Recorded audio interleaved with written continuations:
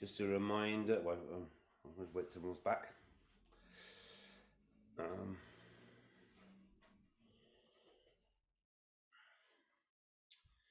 Yeah.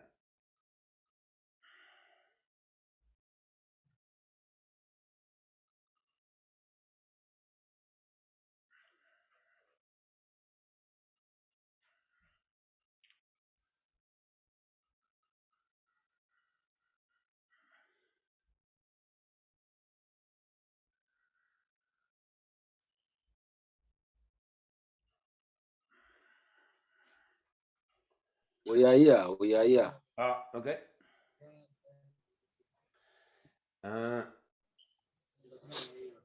Welcome everyone. Welcome back. Thank you. I wanted to quickly. Stella, how are you? Stella, how are you? I'm okay. Thank you. How are you? Yeah.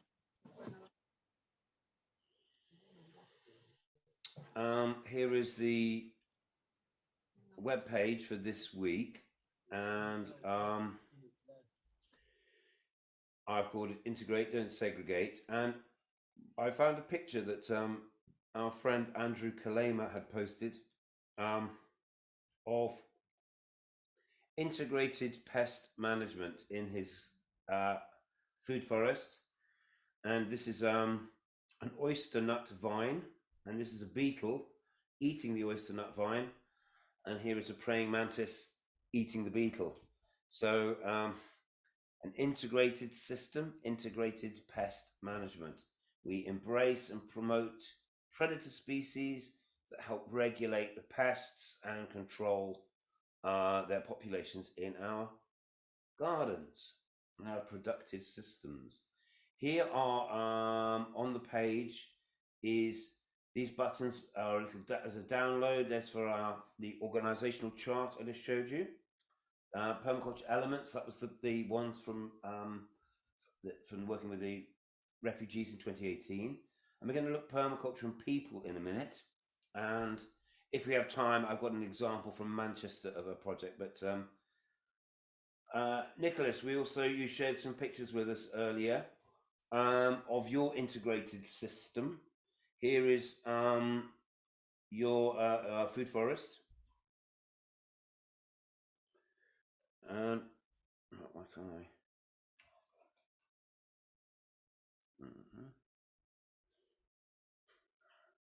That's not working. Anyway, yeah, okay. I won't labor that too long. But anyway, so those resources are all there, and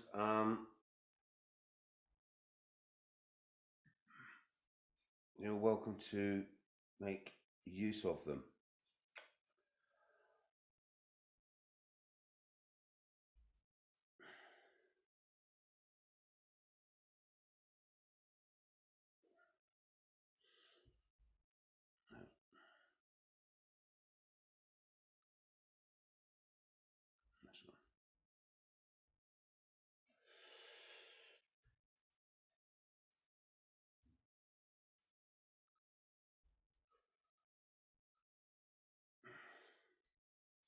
Here's thoughts and approaches about working with people, and think about that the organizational chart diagram that we just looked at. But there's 9 areas. Think about how we might best work together in teams. Attending to building plans, strategies, designs to help us as a community meet our own needs, to do that in a sustainable, regenerative way.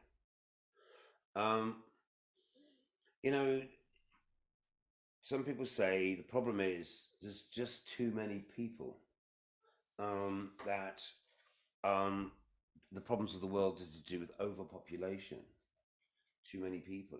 Is that really the case? And I think what we learn when we look really in deep into the data is, look, here's just a picture of lots of coal smoke and pollution and air pollution, and there's too many people. If we want to carry on burning oil and burning coal and polluting the atmosphere, polluting the land around, we simply can't keep doing that. However, the problem is the solution. There's a relationship between the problem and the solution. We, the people, need to come together and we become the custodians of the land, not the polluters, the healers, the restorers. Permaculture is about regeneration. It's around how we come together to bring back diversity, to bring back productivity and connectivity. And the way that we do that is by coming together as people, by learning how to be one, to celebrate our individuality, but to understand that we're always part of a community.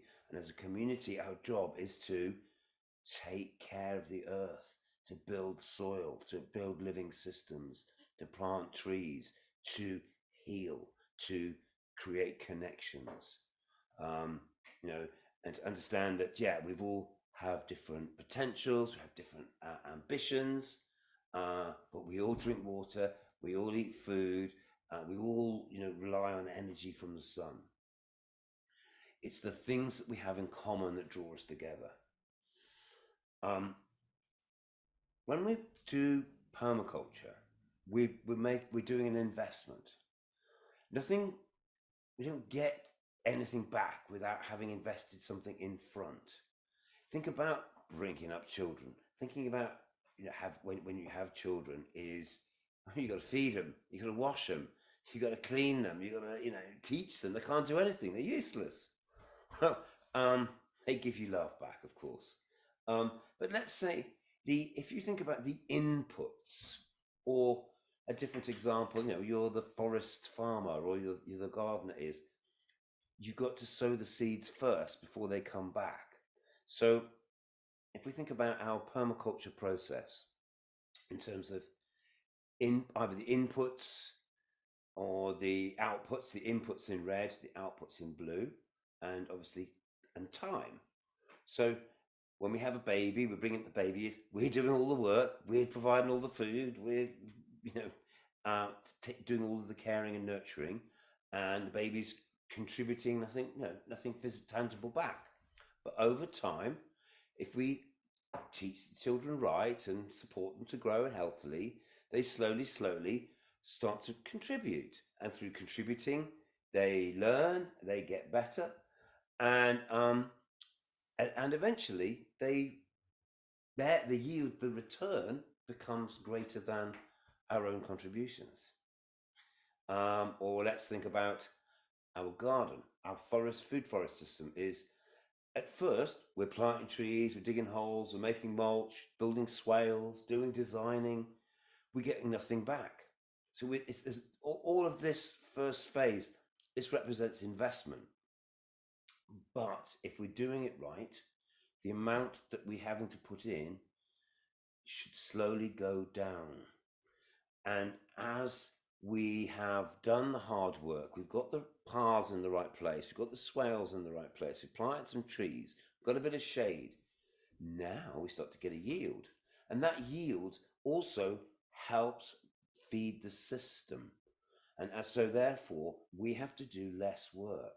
So this is a measure of good permaculture design, is that the inputs over time go down and the outputs, the yield, over time go up. So think, design and plant your banana circle, wait, rain comes, things start to biodegrade, and then eventually, suddenly you get fertility, and then you get lots of fertility. And if you look after it and maintain it, it keeps producing over a long period of time. So a lot seems to depend on the way that we see things. And there's something about perspective. From the point of view, we're all looking at the world from a slightly different place. And sometimes it's helpful to try and flip our thinking. I said the problem and the solution, there's a relationship between these things. So I spotted this cartoon once, it made me laugh. There's two dogs on this side of the street, and they're chatting to this one on the other side of the street. Hey, how do we get to the other side of the street? The dog's looking about it and having to thinking, well, you are on the other side of the street. I forget that, but relative to each other, okay? We're all looking at things from a slightly different angle, and sometimes that can be a creative way of looking at things. I found this diagram, this beautiful picture once, and it really fascinated me, and it's a different way of looking at Africa. Why is it when we look at the globe, our Earth, we always have the north at the top? There is no north and south in space. There is no up or down, rather, in space. It's arbitrary. So we could easily choose to look at Africa like this. And instead of perhaps seeing the colonial national boundaries that were imposed on Africa, is maybe there's other bioregional areas that we could look at, and we could see by different patterns by looking at it in a different way. These represent more ethnic groups, nations, tribes, tribal groupings, rather than the imposed barriers. Creative way, allow ourselves to see things differently, and allow ourselves to see part of a transition to something else, to something that ultimately is going to meet our long-term needs, and understand that process is also integrated. It's going to touch as we move forward. If you imagine this red line, it represents our sort of progress as we unfold our design, our integrated design. It's going to be elements of that design are about oneself, about me, about my health and well-being, my being centered, spiritually, intellectually, because my process is beginning with me. And then maybe there's questions about livelihood, financing. If we're going to have a project, how are we going to do this? I'm so interested, Simon, to think about your savings and loan scheme at TAPA, because I think as individuals, you start to think, how are we going to achieve? We're going to have to organize to access resources. So these economic tools, which might allow us to get access to land and to think about how as a community we might manage that land or that asset. Once we have land, we have to think about nature stewardship. How are we going to manage that land in a regenerative way? And where the land is, there will be building resources, there will be structures. Again, in the 9 areas that we have, the 9 key functions in bioregional organization. So these kind of models are always encouraging us to think in a holistic way. As we build and maintain buildings, we learn about the tools and technology that help us to do that. And as we do learn about community finance, land tenure, land management, buildings and technology, so also we accumulate skills which we can pass on and we want to learn, and which diffuse into our culture and become part of our cultural mindset. All of this growth, educational, mental growth, contributes to us as individuals in our own health and spiritual well-being. And we can then use the knowledge and experience that we've gained from these to continue to contribute to this process. So I'm asking you to think about this holistic, integrated growth and how it touches on so many different areas, and that we're building something, we're trying to design things that can build over time to be long-term sustainable. The outputs increase and the inputs decrease. We can do that by allowing ourselves to see the world differently. The problem is the solution.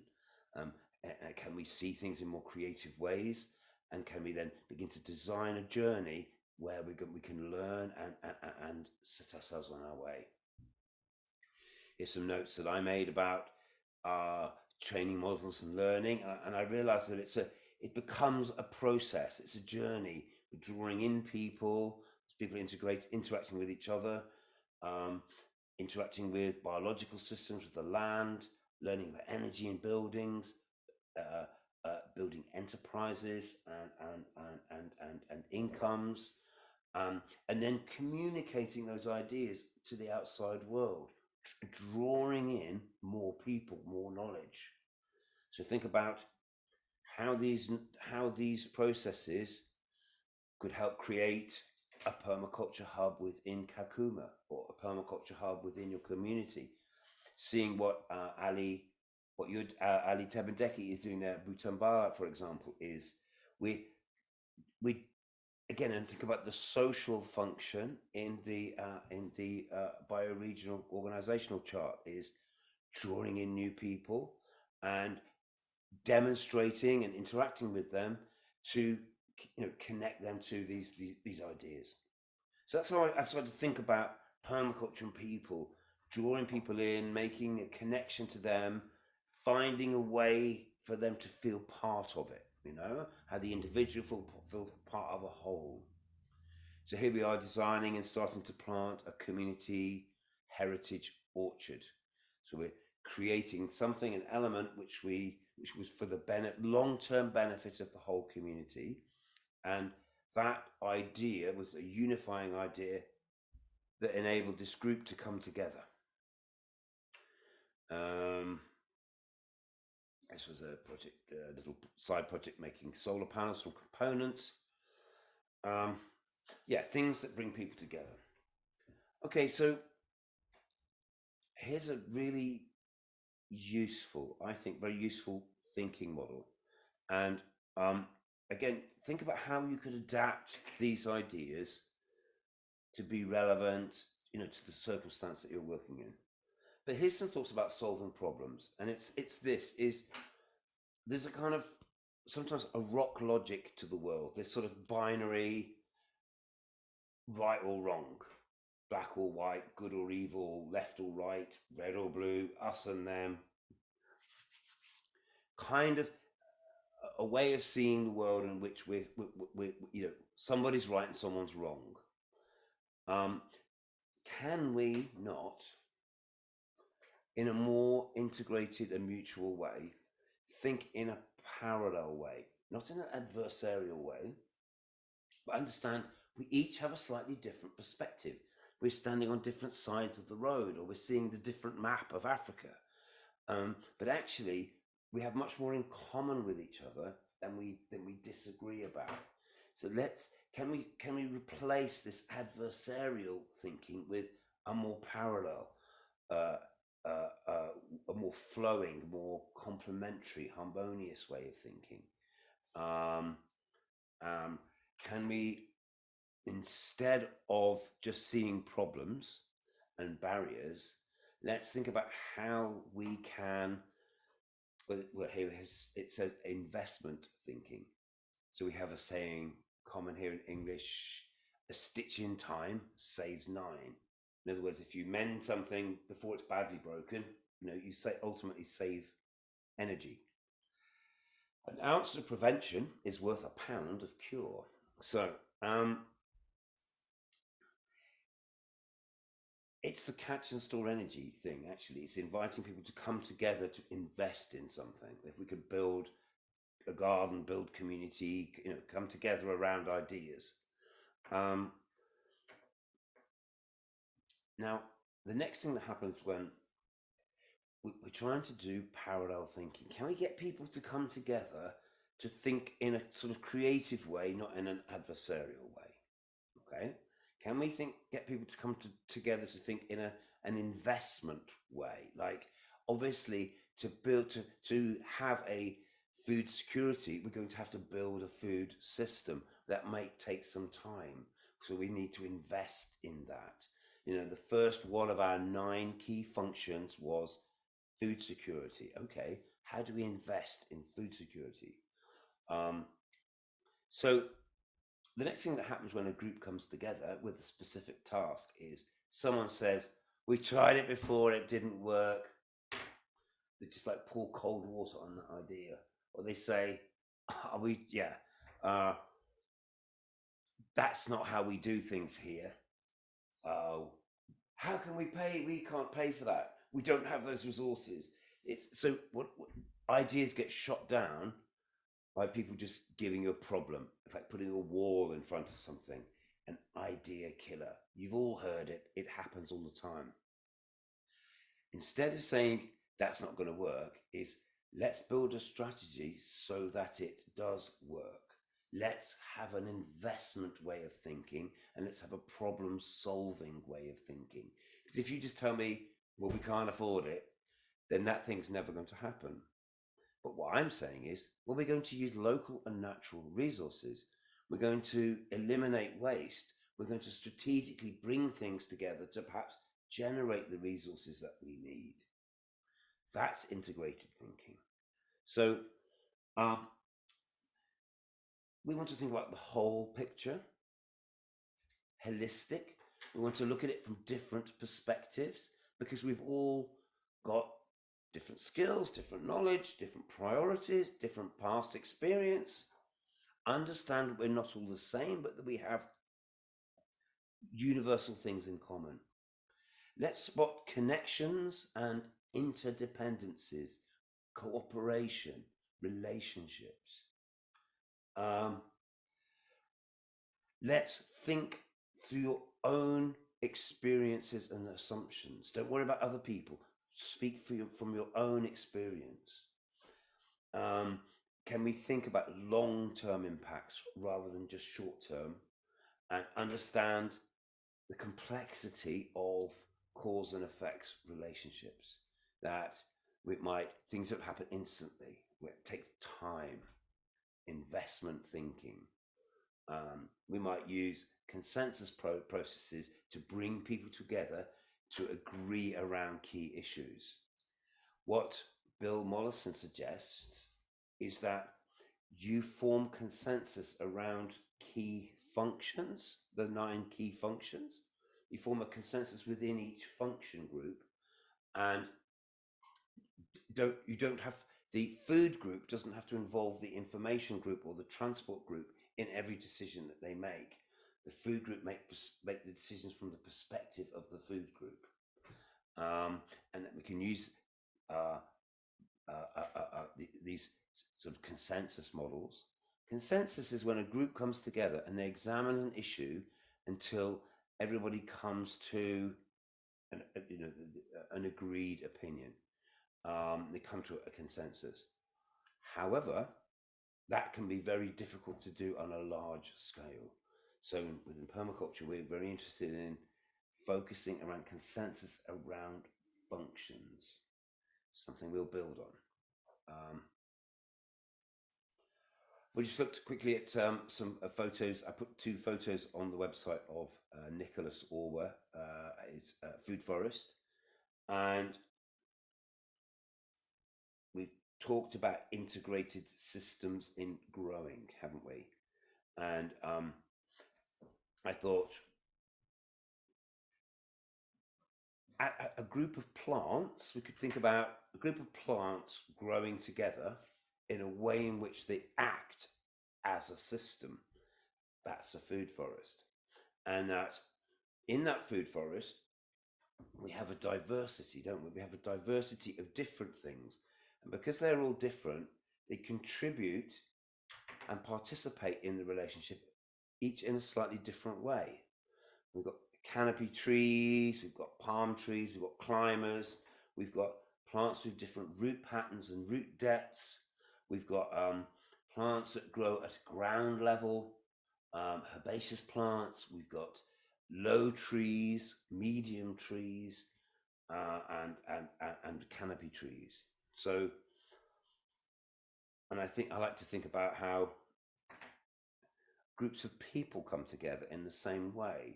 We don't all need to be trying to fulfill the same function. We need to be looking at all of the different functions and designing to make sure that we've addressed all of them. Now, this pattern arrangement of trees, this pattern might be typical for what we see in the tropics. So if we went to a temperate zone, we might see different types of trees and different types of shapes.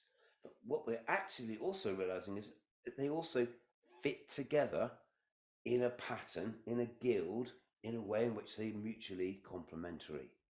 So again, we see the pattern and we then design down to the detail. And in this case, the detail is defined by the latitude, by the climate. But we can still use the same patterning. The details become different where we are. I think another interesting way of thinking about a food forest, a plant guild, is a football team. You think about a group of people coming together to defend their goal, to score goals. Is you've got 11 people on the pitch. They can't all be the striker and they can't all be the goalie. We've got some specialization going on there. We've got the midfield, we've got the defense, we've got the attack. But then we've also got the trainer on the bench and the person who makes the lunch and washes the kit and cuts the lawn and paints the white lines on the pitch. So think about how we come together as teams to actually fulfill complex functions, and that needs a degree of organization. But if we organize around established patterns that we know work, we can quickly organize ourselves into effective teams. So that's why I've given you the bioregional organizational chart. I think it's really interesting. And then from each one of those, obviously, we break those down into detailed functions. So as we learn in nature, as we apply in our growing systems, we can bring that into our people systems. So we're thinking about this parallel thinking.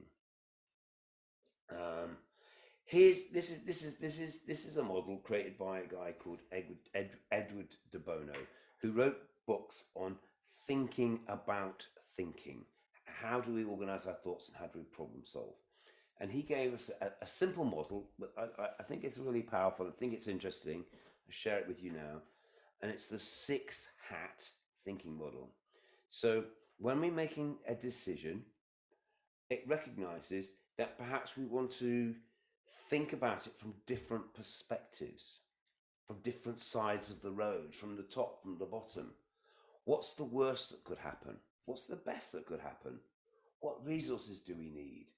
How would we go about making that kind of a decision? What do I feel about that? What might other people feel about that? Can you see? So if I was to say, I'm going to start a permaculture club, not everyone might understand what that word means. Or, I don't know,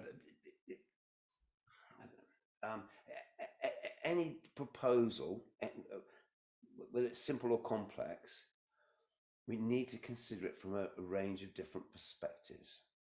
And this model allows us to, okay, so here's the thing. This is a dynamic that happens in groups. I'm the kind of guy who likes to come up with ideas and be really positive. Hey guys, let's do this, let's do that. How about we build a garden? How about we start an orchard? Yeah, I really want to do all these things. Someone else is going to be put into the role of saying something like, well, yes, Steve, but we haven't got any money. Where are we going to put the garden? Who's going to do the work? It's all very well saying these things. And then I might then get into a point of view where I'm saying, hey, you're spoiling my ideas. Why don't you want to have a garden? And, next thing we know, we're arguing. So these are tools for us to come together to think in parallel. So whatever idea we're going to think about it is, you're allowed to look at it from different angles. How about that? We're allowed to say, and we might use this tool for each member of our group to look at an idea, at a proposal from these 6 different perspectives. Okay, let's just look at what they are first. White hat. White for paper. It's information.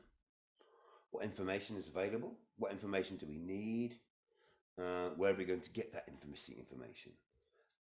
Who's going to keep the accounts or the books, or what are the regulations? It's that kind of thing.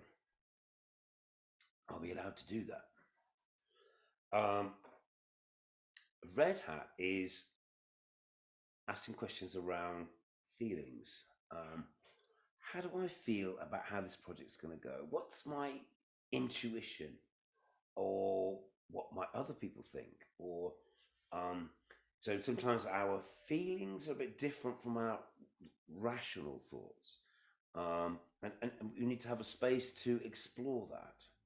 We're looking at a problem.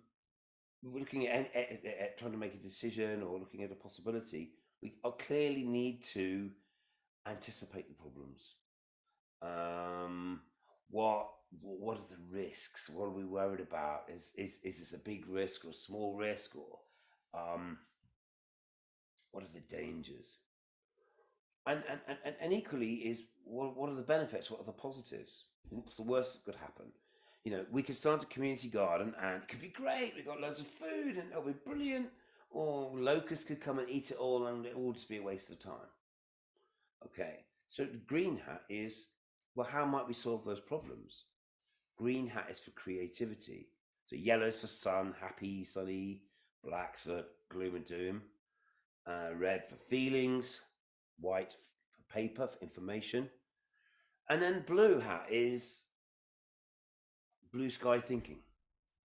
Who's going to bring that group together? How do we start? How could we organize ourselves? Where would we meet? What's the agenda? What are the objectives? What decision-making tools might we use to build our ideas? So again, Andre, you're saying you're there in Kakuma. You're thinking about trying to bring together people to start a permaculture club, maybe a demonstration hub, so that you can be integrated and coordinated. Well, that's a blue hat role, isn't it? And what were the benefits? Let's build the idea. Let's allow ourselves, before we go, oh, well, that will never work. I've got a really bad feeling about this. We don't have any money, and it's been tried before, it won't work. Yellow hat is, come on, this would be really great, wouldn't it? Because we would have food, we'd have a process of coming together. You know, we might learn something. We can make this work. And the green hat is, I've got some ideas. We could start a little nursery. We could look do some permaculture training. We could overcome those differences, those difficulties. And blue hat can go, okay, now let's make a plan of action. So you can see how you might explore an idea and allow people to say, oh, I don't know about that, and to say those things, and then collectively we can problem solve. We can see the positives and ultimately come up with a plan that we do agree with, and then find out who's going to facilitate and help that process come about. Think about the football team. Think about how the different roles we play.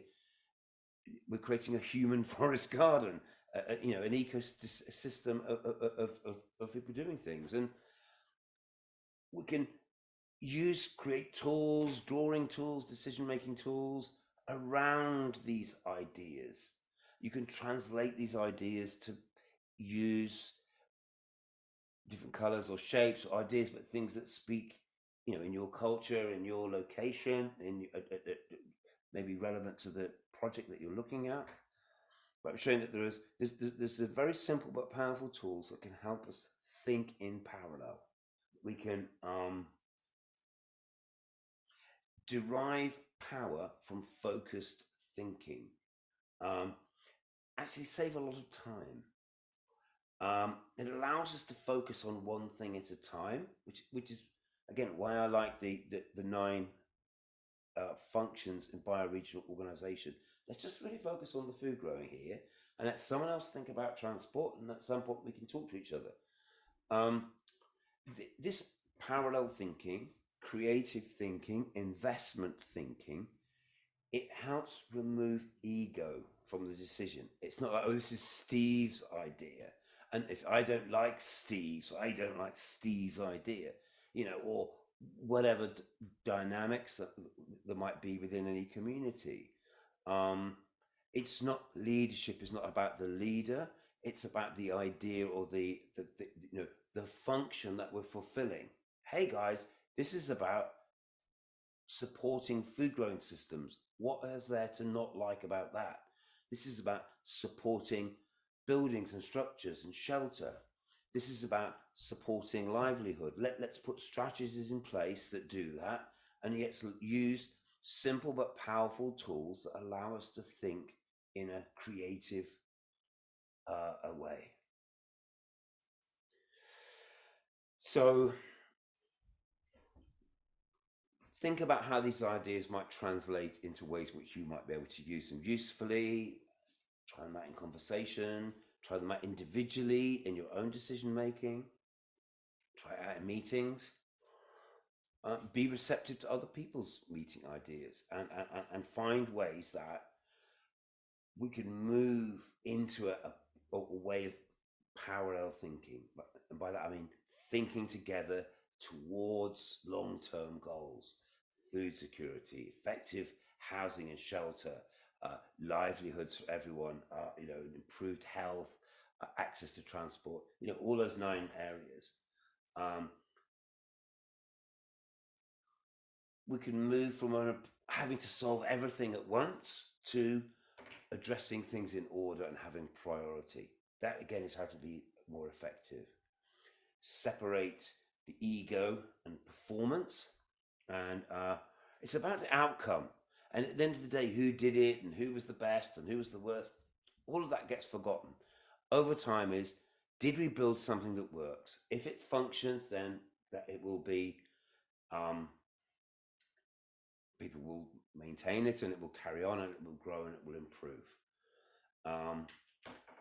When we're working together, we need to use tools and approaches which are respectful, so that we as a group harmonize, create harmony rather than friction. Thinking tools, meeting tools, they allow us to think about thinking. So again, that's this investment in the process before we actually even start doing the design.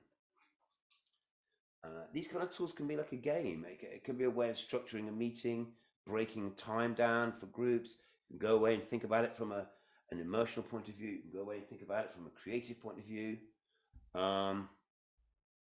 Yeah.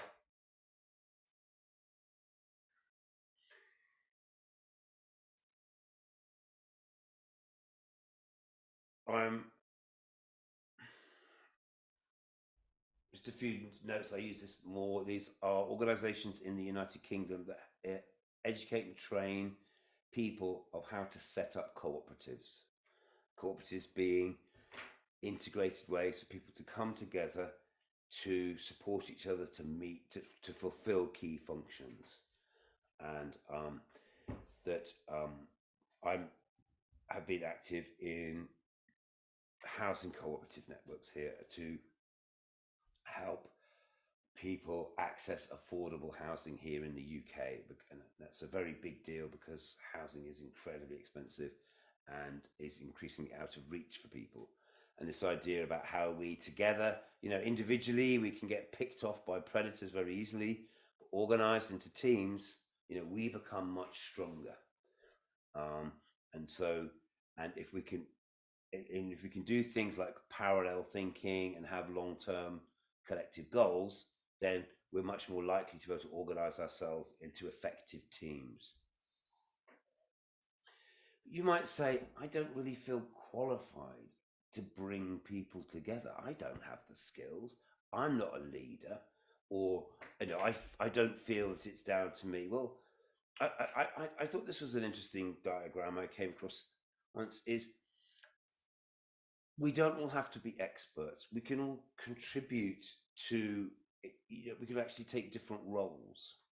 So, and in learning, I thought this was an interesting way of thinking about it. There's the process, there's the coming together, the classroom, organizing, planning, maybe finding a teacher, the books, the topic, all of that takes a facilitator to do that. And that facilitator is coming together on whatever topic we're talking about, doesn't also have to be the expert. we can always invite in information from the outside, or we as a group could look at books or videos, or the content, the detail can come from somewhere else. So, and do you know what? Sometimes when I'm teaching, I am the expert. I know a lot about certain subjects. And in other times when I'm teaching, I really don't know the detail. I don't know. I'm not the expert, but I can be the facilitator because I'm an experienced teacher and I understand the process. So, understand the role. Everyone can in some way feel qualified to be the initiator, to be the leader. That doesn't make you say that you have to be the expert. Someone has to make the first move, someone has to start something off, and that person is the facilitator.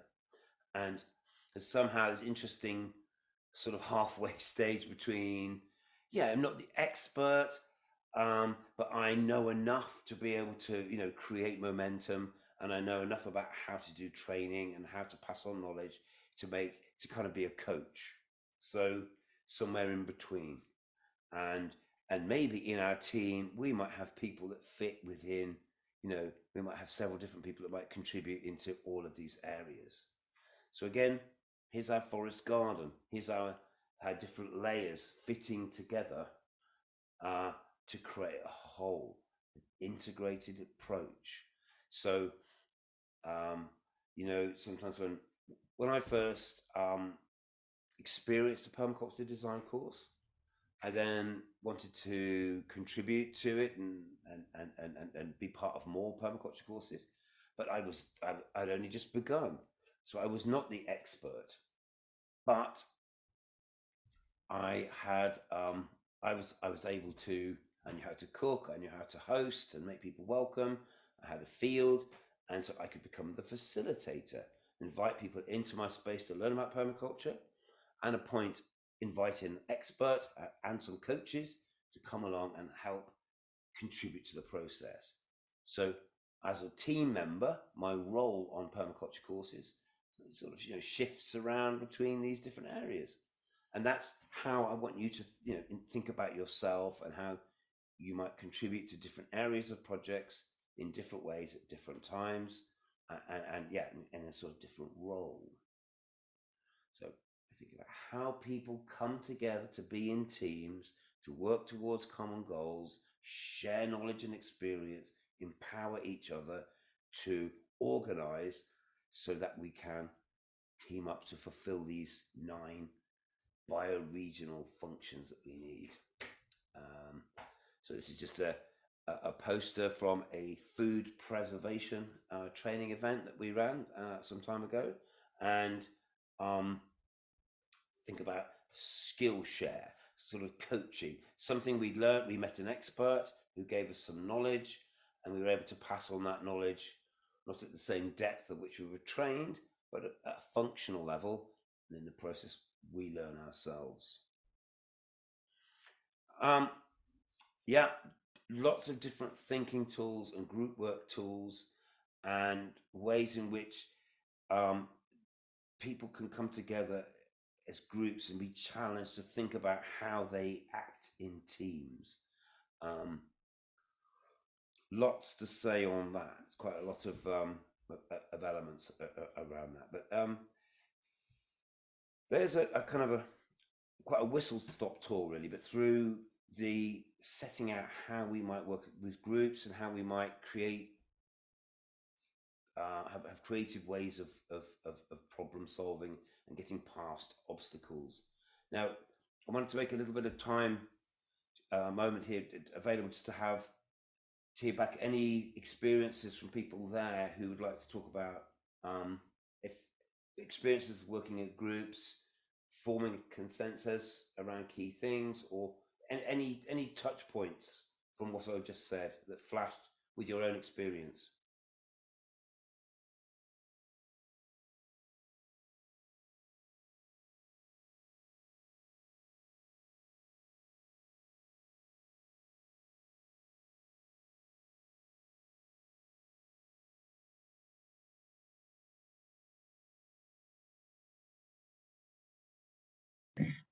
Thanks, Steve.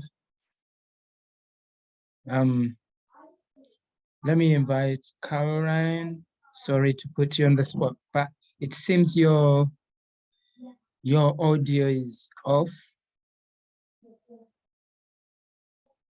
So as anyone else prepares, and please feel free to raise your hand or to ask. Sure, Simon. Yeah, so from utilizing some of these, concepts or existing platforms, especially around associations and cooperatives, is the best way, from whether it's the economic sense of it. As Steve said, the capitalistic world is survival for the fittest. They will obviously exploit you at whichever means possible, because for them, ethics is not a part of them. So the more you position yourself in a way that you're making it heavier for them to exploit.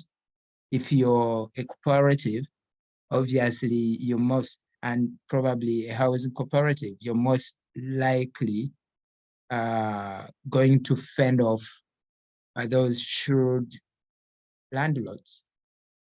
Then you're able even to go beyond, staying in, renting just for the sake of renting, but rather creating a community with like-minded individuals or people where you're really going to create a community. And yeah, I think I could talk all day about associations and cooperatives. If you're working around produce, I've had this first-hand experience. It would be you're very, susceptible or vulnerable to exploitation if a middleman or anyone is going to come and they are coming to you as an individual. Because you have, let's say, 1 ton of whichever produce they are taking on. But as a community, you're going to work out numbers, and then you're going to up your bargaining powers. And then with the current, if there is any form of support, government support or whichever support it could be, whether it's aid or anything, is more likely to come to an organized group, which is structured with proper leadership and then, with consensus, than coming to an individual. All right, over to you, Simon. And Andrea, I've seen your message. Yes. You're about to. Through my experience that I have attained.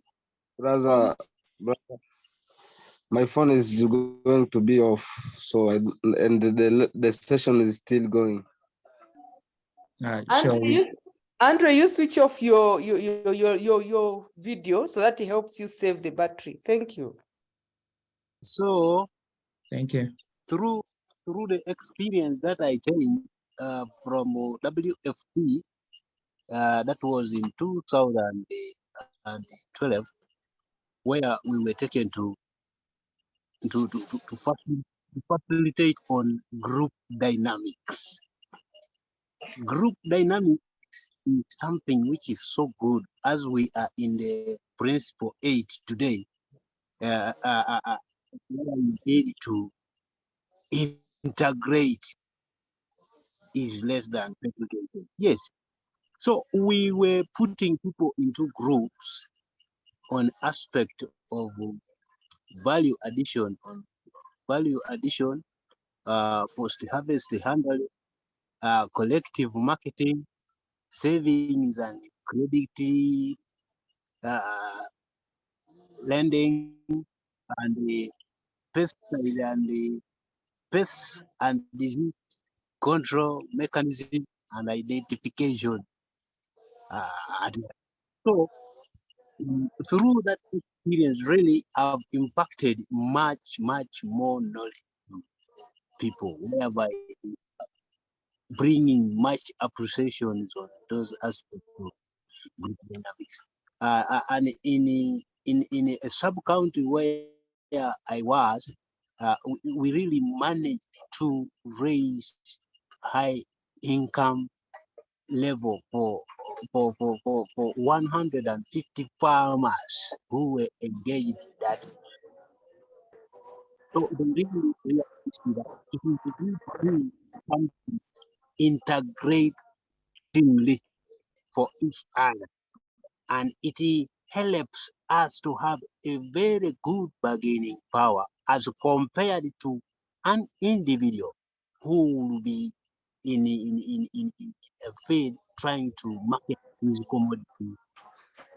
He or she will be undermined. But when you are many in a group bringing that collective idea to become one, then definitely you fetch high income, you fetch high yields, work would be less done in a shortest period of time as compared to one individual. Chairman Tapa here has got something that he needs to supplement on. Chairman. Yes, Simon, thank you. I'm Johnson Eldai, Chairperson Tapa. What I wanted to supplement was integration always brings people and makes them active, because when you are in a group, you do things which one person cannot do alone. We also worked with a certain NGO called Heifer International, which came into Uganda and calls upon youth and integrated youth to form groups. After forming groups, they extended those groups into a cooperative. There in that cooperative, youth were trained to cultivate some other crops and sell as a group, as a cooperative. For example, groundnuts. For us here in Teso, people normally grow groundnuts in large quantities.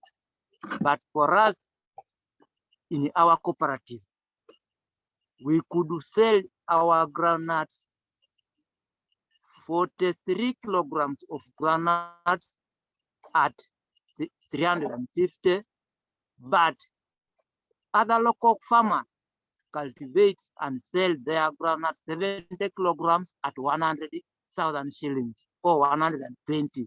It depends on your bargaining power. But for us as a cooperative, the cooperative sets its own pricing standards for the youth. That is one good of being a group and being an integrated group of people. And then as we were talking about integration, I always use some other things. Like, for example, I have planted my mango trees, but under them, I make sure I put my pre-nurseries under those mango trees. That is one of the integrations I always do.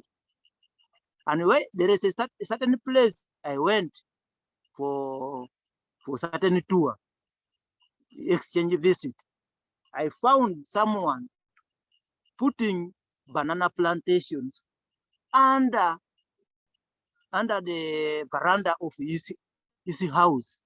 So it is also another integration. Thank you. So when such things are done like that, then eventually we will be having one common thinking and one common mind that will help us to develop our communities, to develop our environment, to improve on our soil on our soil fertility, to improve on our transportation, to improve on when we integrate all those elements and components that we are practicing as permaculture design members. And at any time that we are in need of that aspect, we make a call for members to join. At first, when I was beginning a conversation with Steve Jones, I said we should be having a common goal, we should be having the same mind, we should be having long-term and short-term goals that we all, as members of permaculture, should drive into it, and then we would be in position to be having a better life, improved health, improved education, good transportation system, as well as climatic factors to be improved. Thank you.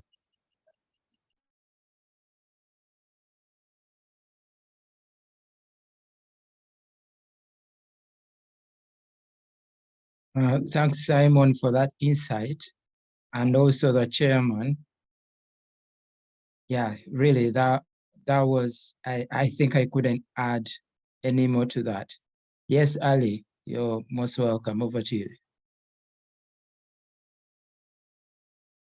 Thank you very much, and great news coming up, and great reports really being delivered by Tapa people in the Eastern Uganda station.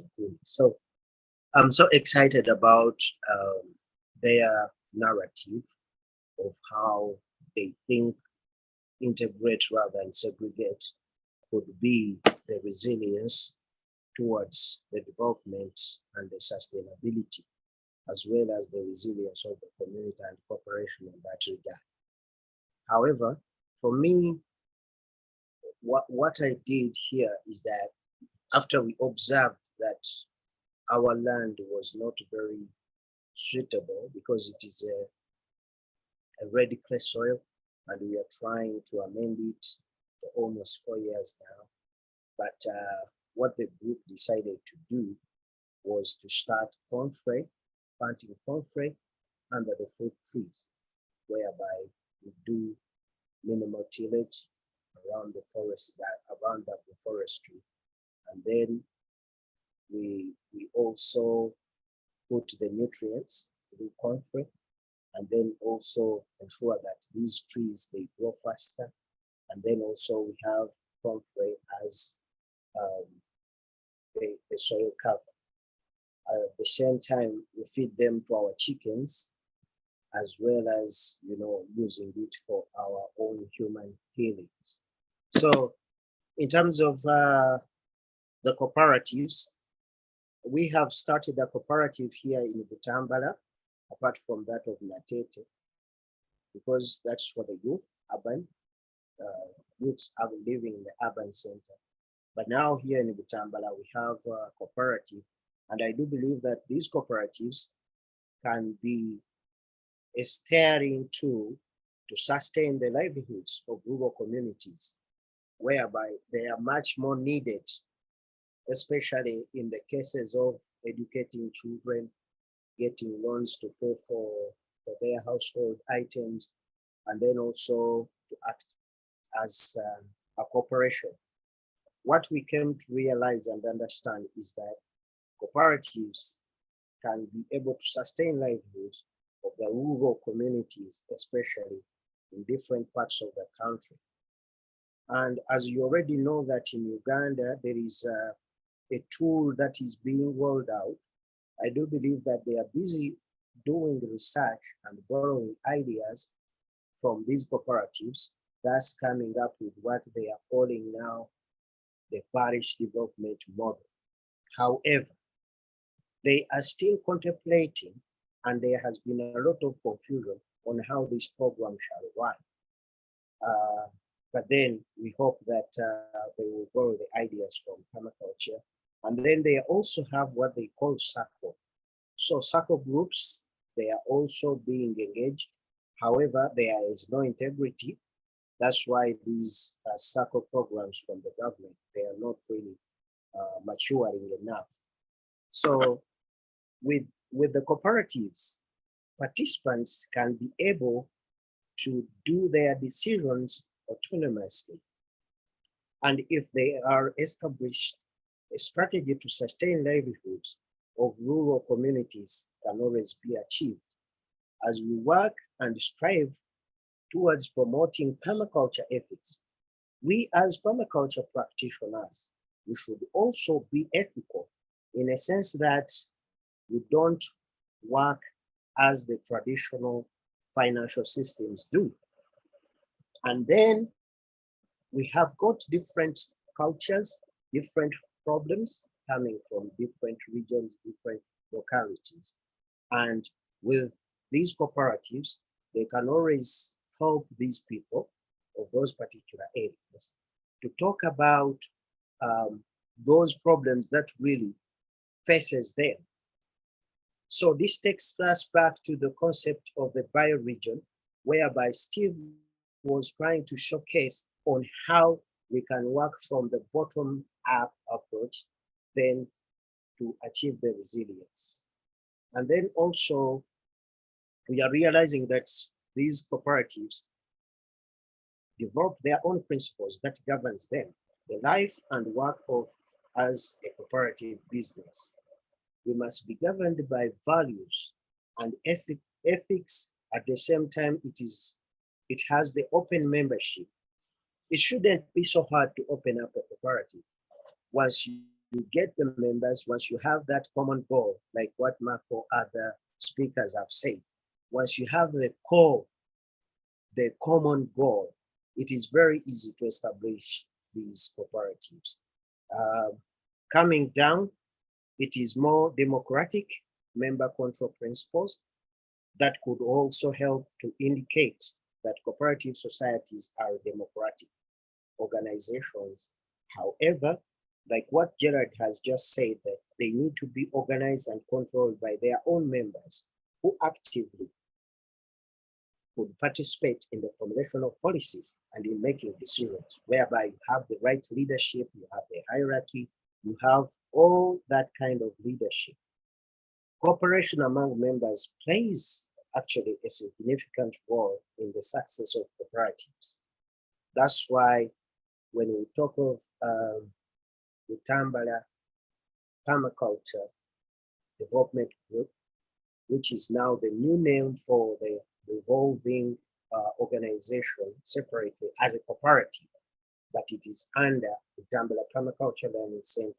So we have realized that people are benefiting in a sense that they borrow money on a low interest rate, then they are capable of paying school fees for their children, completing construction of their houses, buying their missing household items, and now using permaculture ethics and values, which I'm so excited about.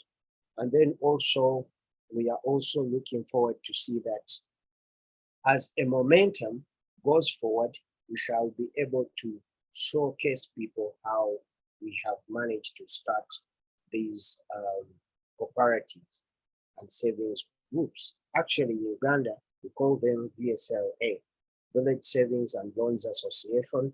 And I could remember in Igulu, you can put me right, Gerard, we left when people in Yumbe Bidibidi, they had started these cooperatives, if you could remember. And Rashida was the chairperson, and they managed to purchase a milling machine for their group where they were busy, making money, because of course also improving their livelihoods. So cooperatives, they can exist for different purposes in human societies. So one, you need to have a common goal. Number two, how to create opportunity or employment opportunities to your members in your communities in many different ways. Like what I've heard from Tapa, for them, they are more into genetics they can always be able to, to even create a value addition, like what I had from the training they got. It's really so enthusiastic. So even if when the external factors threaten, then cooperatives are the best possible means of defense against the worsening social and economic conditions that may be affecting the population or a section of the population. So cooperatives are enterprises which help their members to cooperate in solving social problems they share. Just like what Steve they are doing back in Wales, it's a cooperative. So if we use such a narrative, we are capable, creating resilient communities and also improve the life. Thank you so much.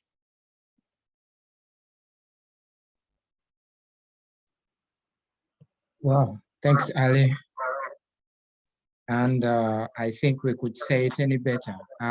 Unless there is anyone else. Yes, one of the deliverables from the northern Uganda, from the Permaculture project, was establishment of those cooperatives, and then which were also, so they were running on both the cooperative principles and integrating permaculture in there. So still integrate rather than segregate for each and every principle, right from where we started, or for each and every theme that we've been talking about. It's not a standalone.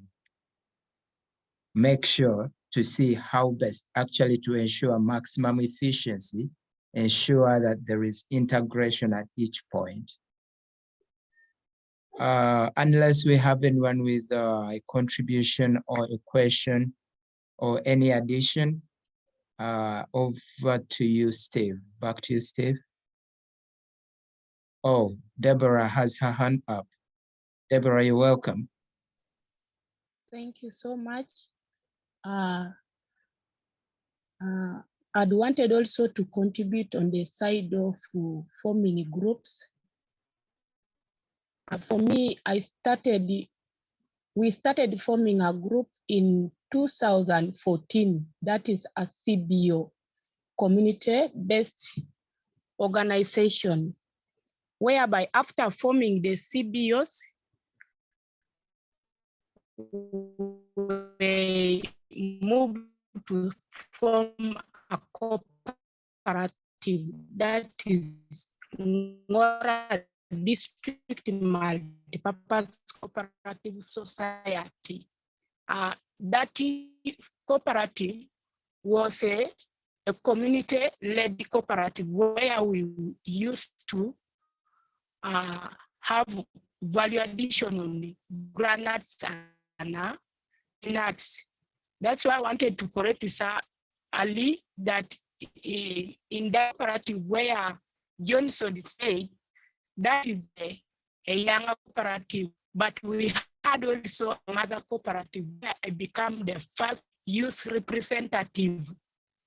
So I was given to go around forming other groups for youth and do job tracking. To form a group of youth, you have to go and talk to them. That's why the youth cooperative, after us forming a mother cooperative, we also went ahead to form a youth cooperative, which Johnson had mentioned.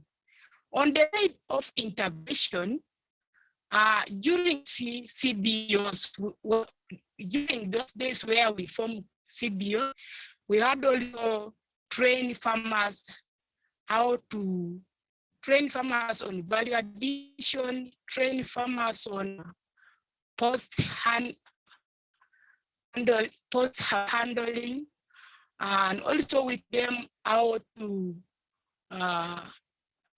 plant trees, also to dig trenches. We also farmers on the side of Lorena construction, because when you plant tree, you have also to come up with a solution how to reduce cutting down of trees. That's why we come up with a sonopu building loneliness stops in our community. Secondly, we taught our farmers how to cut with the different compost manure, liquid manure, that is natural pest, and liquidity. There is something what we call the liquidity. We used to apart our plants. That's what I'd also wanted to contribute on the side of integration rather than segregation.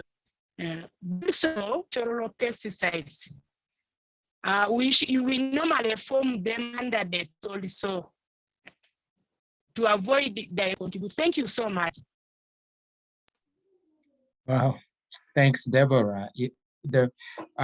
We've already identified a niche for the TAPA group, and I think as we work around our teams and everything, we could schedule a training, because you people have enormous experience around cooperatives and right from the start. So maybe it's one of the areas that we could look at. Thanks, Simon. Thanks, Stella, and the entire TAPA group. Thanks, Ali, and everyone for the contribution. Back to you, Steve, for the final thoughts and maybe the concluding section.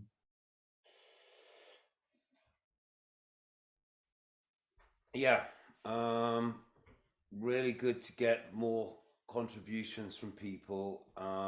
It just brings, you know, it all starts to slot together, doesn't it? When you can see how different people are experiencing and applying these ideas, and there's an increasing amount of experience out there which is there to, you know, to share knowledge and support with as well. So this is what we're doing. So it's really fantastic. So we are actually integrating as we move forward. You know, we really, and this is the thing, is that the more you can use the permaculture processes, the more they reinforce themselves. So and isn't it interesting to share all these examples from work that we've done in previous years, and then seeing examples that's coming from different communities and different people's experiences, and think about how all of this is contributing to a greater whole. So I'm trying to think about the long-term function of our Academy of Permaculture is to create something that's more integrated, that can learn. So when we learn through feedback, so it's this information and experience that's coming back from you guys that's actually, you know, informing us and helping our course grow and become better informed, and to meet the needs of people more directly.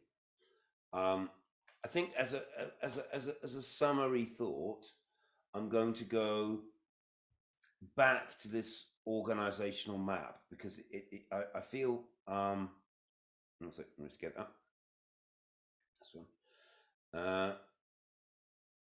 I think this is out of all things as helping us to see how these separate elements might knit together to create a whole.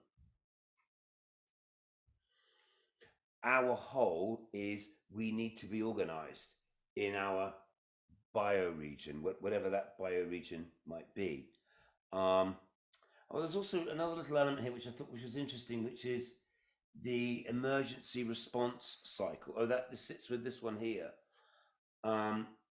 That community and security. So as we build systems and we get organized, there's also then a vulnerability to, you know, a fire, a flood, a panic, and how do we build our own community and security as a permaculture process? And the gentleman who'd put this flowchart together worked in, I think, in the fire department. So he's very used to thinking about emergency responses and security. And he talked about how we go through a phase of preparedness. We might anticipate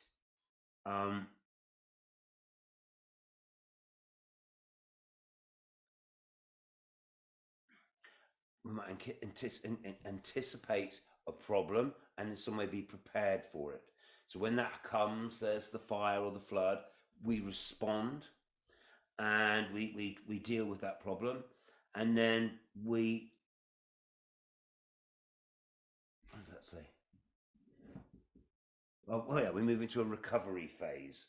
So we're going to rebuild, and in that, as we recover, as we learn from that process, we then mitigate the risk. We learn how to improve the system so that we're better prepared. And look how the response and the recovery informs us in how we then build resilience to that problem, to that challenge. And so again, think about there's a constant learning process based on feedback, and that we need to anticipate all of these areas, because if we overlook a key area like emergency response, that might be the thing that, you know, brings our system down. And another area within this that's interesting to think about is future trends and threats. Is as we plan, you know, think about this sense of priority. Of course, we have immediate needs. We need to plan around food security. If I was in a refugee settlement right now, or in a food insecure environment right now, I guess I'd be prioritizing plant resources, animal resources, food systems, you know, how do we, composting, you know, all that sort of stuff. But, and then how do we integrate animals? Think about the different aspects of the knowledge, the resources that we'd need to work with animals. Think how we can integrate this into systems that now we're beginning to feed ourselves, and we're organizing around these 9 key nodes, helping individuals wherever they might be contributing to the system, but helping them have a sense of they're part of a wider whole. And in some way, if we can express these ideas in this way, so that we all understand we're all part of a team, and we might contribute to some of these areas, we might contribute to several of these areas differently, but in different ways. So we might be involved in the food team, in a planning area, but hey, maybe we're quite a good carpenter, so we might be in the building area in a very practical sense. We design from patterns to detail. We understand, and through doing that, and by having long-term common goals and common values, we can draw people together to see not only how they can feel part of a whole, but so they can plan and act effectively as part of a whole, and as a group, we can be sure that we've at least, you know, looking at each of the different areas of opportunity and threats, and putting strategies in place to deal with that, and to make the most from that. So I think we've got a very, very interesting resource has come to us here, and I think that as we think about how we're going to organize ourselves and how we might come together as groups, yeah, we've got some really good tools, and I feel that in the last couple of weeks I've learned a lot, and talking to you in each different circumstances also makes to think about how we can make these ideas relevant and resonate, you know, in different contexts, and I feel like yeah, getting a lot back, a lot of a sense of how that might actually be happening. So yeah, let me just say thank you everyone for your contributions this week and for taking part, and keep thinking along these themes. Ali, great to see you here. So excited to see you, you know, mid PDC in your group. We've got Paul doing a PDC in Homer Bay at the same time as us, and you were there in Butambala. We're talking to the Tapa group. You know, this is exciting. This is our our network is growing, it's humming, and let's think more about how we can cultivate these relationships and make sure that, you know, we all feel that we're in that, on that spider diagram somewhere. You know, we feel we're connected in. And you know, Gerald, maybe we want to start thinking about, or Stella too, how we might use these tools in our own projects, and how we might use these tools at the Kumi Hospital project, and how we might draw in the input of everyone on this team, on this course, to help inform that process as well. So, you know, we can, as we move forward, we can incorporate these ideas into everything that we do. Hopefully that'll make us more effective in our work, and we'll also learn how to use these models more and more effectively. So thank you. Those are my closing thoughts, Gerald, and I will hand into your safe hands, and thank everyone once again, and wish you a good night. Thanks, Steve, and thanks everyone. It's always a pleasure. It's always great having you around, and looking forward to Tuesdays. So unless we'll call it a day today. Thanks, Steve. Thanks, everyone. Good night. Mwebale nyo. Eyala mano. Asante sana. Ta Ali. Ta Ali Yogano. Bye-bye. Gerald, aku don't call number. Ejakai, did you say? Did you say Ejakai? Yeah, Said Gerald akotonge kone namba.